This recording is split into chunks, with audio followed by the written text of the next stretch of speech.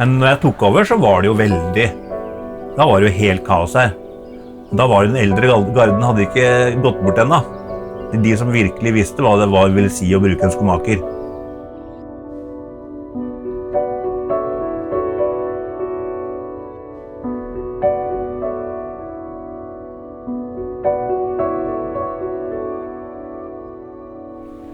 Truls Gundersen. Singel, barnløs, skomaker. 48 år gammel.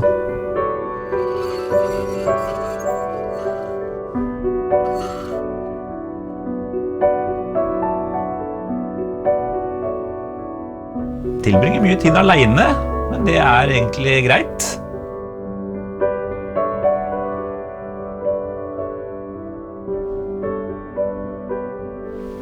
Så det vel litt av grunnen til at det koser meg såpass med yrke også, da. At jeg faktisk funker alene, selv om det kan bli litt ensomt. Det kan.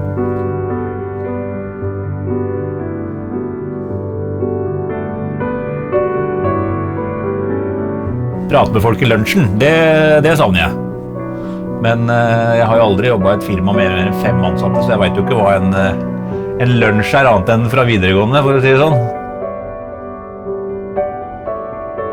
Det kommer til å bli liv laget for reparasjonsbedrifter, men vi trenger noen insentiver på at faktisk de ser verdien av det vi driver med, for det virker ikke som de gjør nå.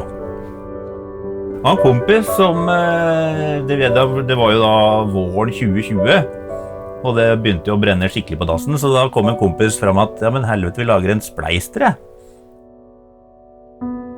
Så drev vi og drodla litt på hvordan vi skulle gjøre det, og så vi syntes begge to at det var litt snuskete å sette det på Truls Gundersen, når det var skomaker Gundersen som trengte hjelp.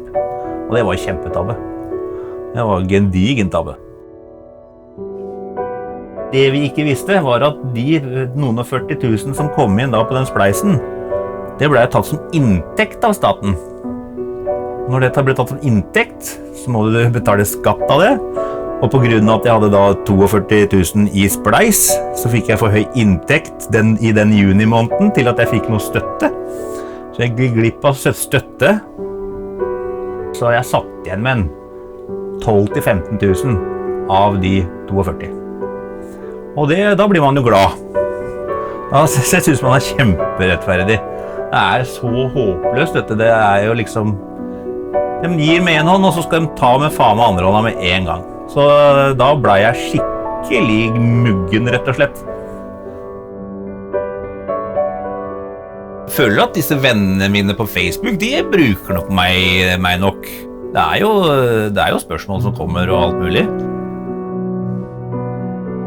Det frustrerende få av alle jeg kjenner som faktisk bruker skomaker. Det jo ekstremt få faktisk, hvis de ikke bruker noen andre enn meg da. Nei, det veldig få som egentlig bruker skomaker, altså. Det det. Det må det endres på. Det må det. Når småbedrifter på Grünerløkka må legges ned, og alle i gata synes at det veldig, veldig trist. De har ikke vært inne på 10 år. Så du kan ikke synes at det trist at det kommer opp en henne som Maurits når du aldri har brukt den som faktisk var der. Så handel lokalt.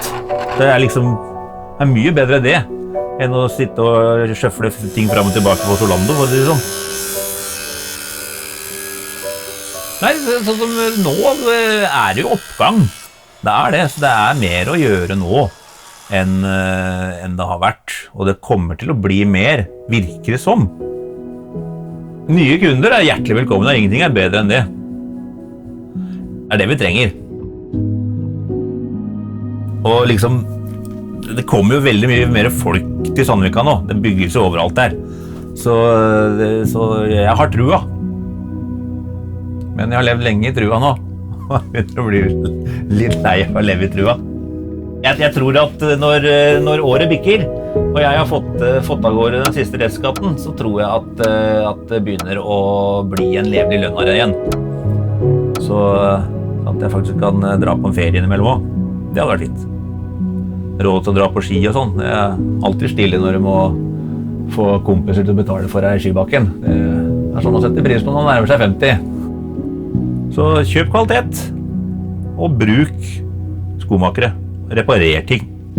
Hvis du ikke tror du kan reparere, så bare spør. Og så hvis ikke jeg kan, så har jeg alltid en eller annen som jeg kan sende deg til, som muligens kan ta dette greiene her.